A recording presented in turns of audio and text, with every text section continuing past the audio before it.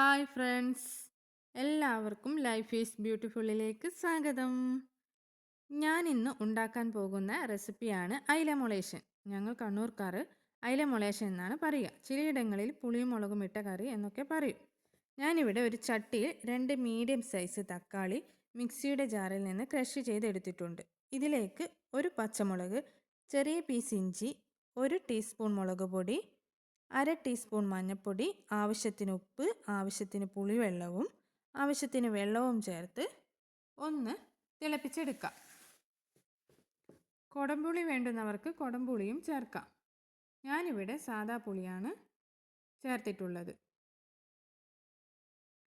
അതിനുശേഷം നമുക്ക് ഇതിലേക്ക് അയില ചേർക്കാം. ഞാനിവിടെ ഒരയിലയാണ് എടുത്തിരിക്കുന്നത്. ഇതിൽ ഞാൻ ആവശ്യത്തിന് ഉപ്പ്, 1 ടേബിൾ സ്പൂൺ മുളക് പൊടി, 1/2 ടേബിൾ സ്പൂൺ മഞ്ഞൾപ്പൊടി എന്നിവ ചേർത്തിന്.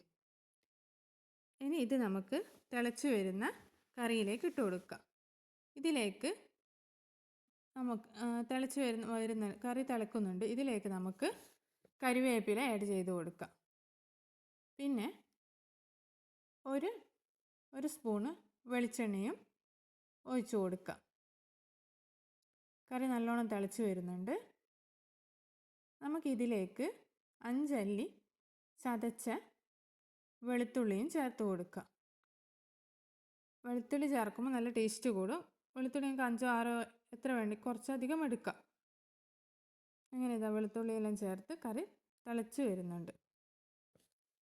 നമുക്ക് കറി മീഡിയം ഫ്ലെയിമിലാക്കി ഒന്ന് സെറ്റായി വന്നാൽ ഫ്ലെയിം ഓഫ് ചെയ്യാം.